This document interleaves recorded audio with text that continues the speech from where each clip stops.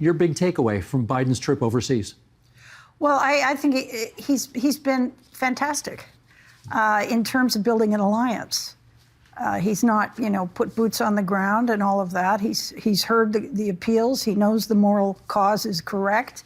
And he's pulled together some pretty unruly partners in his coalition. And he's also done it. He's been criticized for salami slicing. In other words, well, I'll give you this, and then I'll give you that, and then I'll give you this.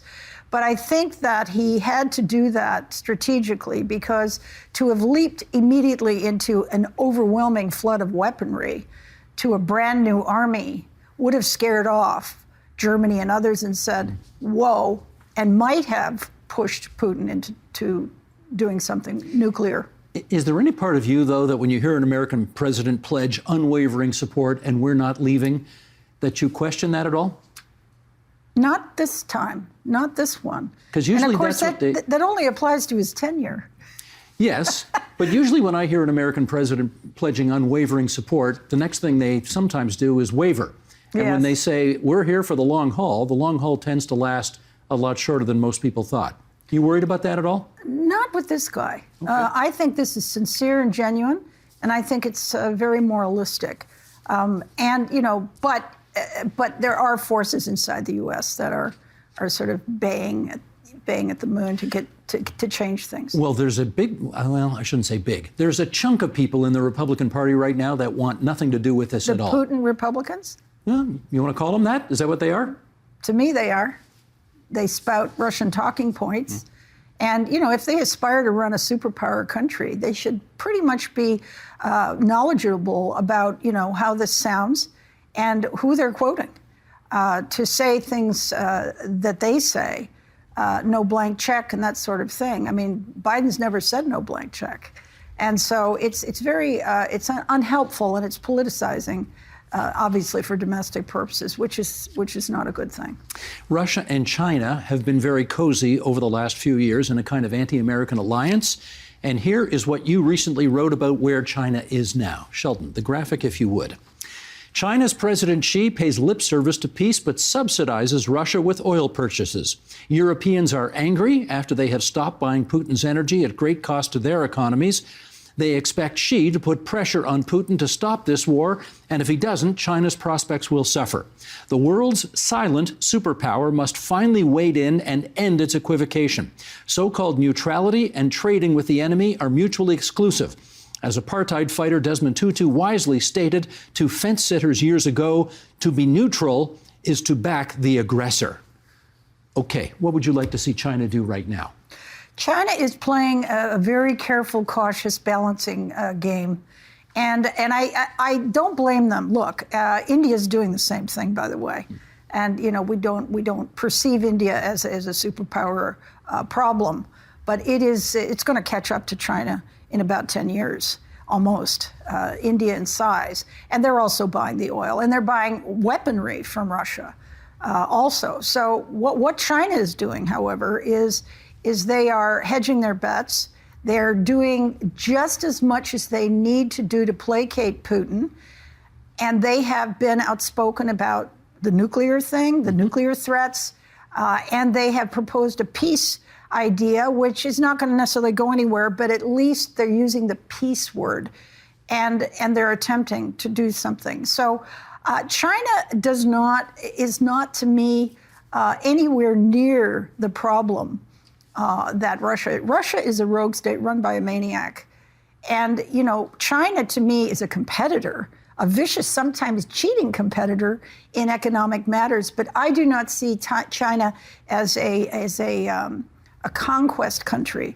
Do you see them? If that was in their nature, there would be no Southeast Asia. No, I get you. Is there a moment, do you think, where Xi puts his arm figuratively or literally around Putin and says, okay, you've made your point. Now, enough. This has got to end. I think they have. I think to the extent you can do that with Putin, and remember, he's giving you cheap oil and commodities. But he has not agreed to bilateral summits. He has postponed certain initiatives. He's going out of his way not to go out of his way, if you know what I mean. I do. Here's, let me do another excerpt from one of your columns earlier this month, where you write, now, a year into this catastrophe, it's obvious that Putin's endgame is not triumph, but simply to not lose and to destroy as much of Ukraine as he possibly can. This means the West's endgame must be to demolish his army and regime as quickly and as efficiently as possible. Okay, Diane, how do we do that? Well, I think providing weaponry to the Ukrainians is absolutely essential. Tightening the sanctions up, which have some loopholes in them, is also essential.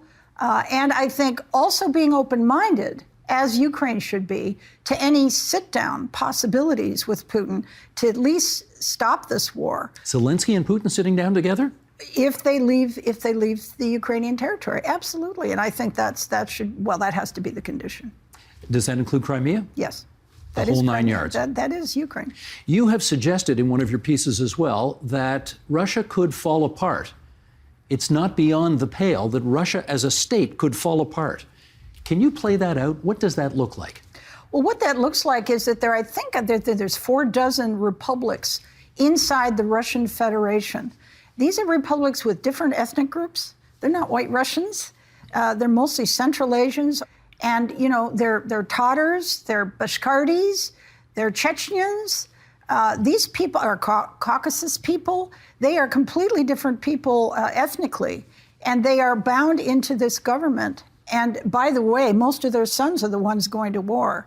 He's not recruiting guys in Moscow and St. Petersburg, where the power base lies, and his friends are. He's raiding the jails, actually. Exactly, the jails, exactly. So each one of these there's about, at present count, 30 separatist movements inside the Russian Federation who are, of course, subject to horrible crackdowns and policing. But those things will rise if the center doesn't hold in Moscow. Should we welcome a Russia that begins to deteriorate? Absolutely. I think the Russian Federation, as it's currently constituted and run by the people that it's run by, has to disappear for the sake of the world. The big question is the nuclear arsenal. Who gets control over that, and so on. Now, that was the big question when Gorbachev came along and the Soviet Union fell apart, which allowed Ukraine to leave. The nuclear arsenal situation was carefully handled, and the superpowers were hovering, and everybody got involved in that.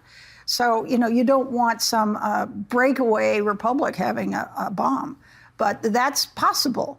But this is untenable. I'm sure you heard Mark Milley, the chair of the Joint Chiefs of Staff in the United States the other day, say Russia has lost. They've lost strategically, operationally, and tactically. Is he right? Has Russia lost already? Oh, absolutely, it's lost. It is really, it's not going to ever be a member of the G20. The regime is discredited. Its economy is being slowly degraded and eroded. While not everybody has leaped onto the American and European bandwagon against him, because only 47 countries are imposing sanctions against him. Yeah. But people are pretty, I think leaders around the world and their publics are pretty horrified at what he's doing to Ukraine. And the pictures are there for all to see. This is very genocidal. This is not just tactical warfare. This is killing women and children. You've had a 3-decade-long relationship with Ukraine. As the Soviet Union began to fall apart, that was your first trip there. You've gone, as we suggested in the intro, nearly 36 times since then. If this is important enough, if this is an existential crisis for the world right now, should the West be sending ground troops in to help, in your view? The West can't because of the NATO problem. If NATO is sending troops and its armies directly into this battlefield, then Russia will say they've declared war against us, and then anything can happen. So I think the way it has to be played is the way it's being played. And I think that, the only reason that it's continuing to go on and that Russia is not at the Polish border already is because of Ukraine's courage and absolute refusal. And, when you heard Putin's announcement that he was going to invade and why, chills went up and down your spine if you understood the situation and the history. This is genocide. He wanted to destroy the ethnic group, the language, the culture, not just take the land. You feel comfortable using the word genocide? Yes. Okay, tell me why. Because, I don't know how to say this, but other than, genocide has a very broad definition for many people nowadays. And the word tends to get thrown around a lot in circumstances where it's maybe not accurate. I'm not saying that's the case here, but I'd be interested in your thinking on this. The day of the invasion in my newsletter, I gave the UN a definition of genocide, and I juxtaposed it with his language, his translated language. And it was about destroying an ethnic group. You can't do that. That's genocide. Short, though, of a degraded military and a country that politically is falling apart, which I appreciate is your most fervent hope for what happens to Russia, is there something, you'll forgive me for putting it this way, maybe more realistic or short of that you think is an acceptable outcome here? Oh, hey, what I would hope is that the people around Putin either remove him or convince him to withdraw and talk. And the odds on that, you figure, are what? Not until he's gone. Not great. Let's talk about the Olympics. The Olympic Games are happening in Paris, France next year. The IOC says Russian athletes can participate, but they can't participate under the Russian flag. What do you think of what they think is an appropriate compromise for the times? Well, I think it's totally self-serving and cynical.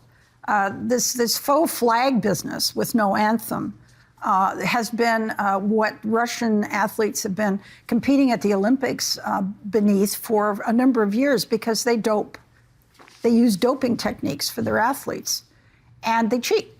And so they were punished with the faux flag thing. Well, we know what happened in the Winter Olympics in Beijing. The world's greatest figure skater, the 14-year-old girl, was found with doping in her blood system or wherever it was found.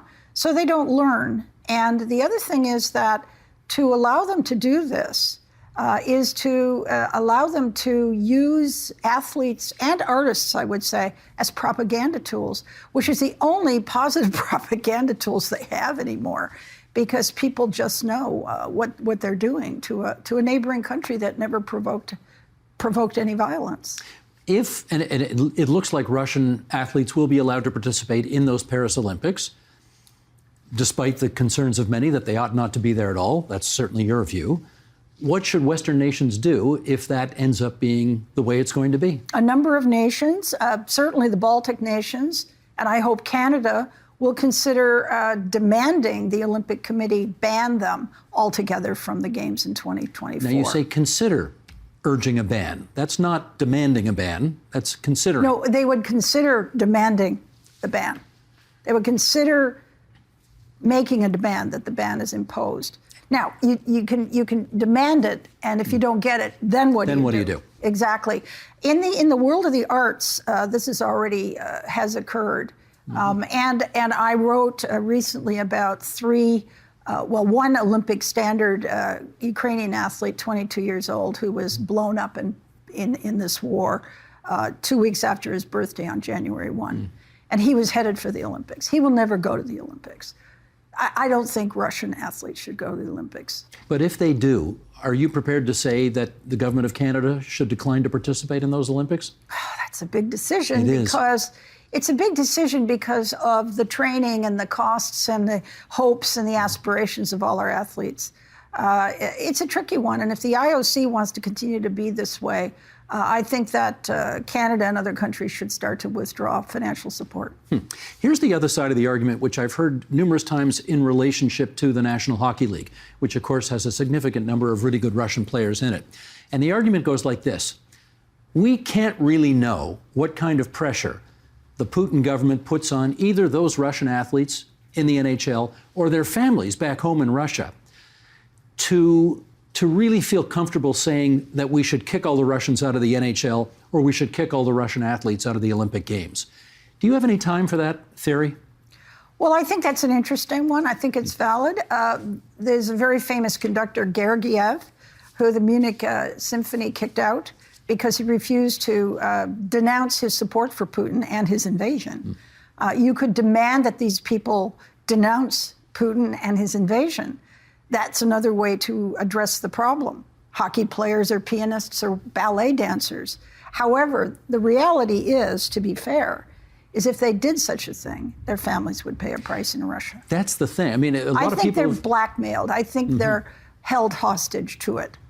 Alex Ovechkin, who's obviously one of the great NHL players of all time, he's got a picture of Putin and him on his Instagram page. And a lot of people have been wondering why he continues That's to. unacceptable. That is unacceptable. If he takes it down, though. Co-branding is unacceptable. I get you. But if he takes it down, does he put his family back in Russia at risk? That's the question. I don't know. Likely, but maybe not likely either, because the nicest thing that could happen to Mr. Putin is Ovechkin beats Gretzky's record, and Gretzky was half Ukrainian. Yeah, Gretzky was from Belarus. His roots go back to Belarus. Ukrainian, Yeah. Belarus. Yeah, okay. You have written, there is no more time for half measures in our support of Ukraine. Fill in the blanks there. What does that mean? Half measures on the part of some countries. Canada was very slow off the mark, but I think we're sort of catching up nicely. And the Europeans were slow, and they are really catching up.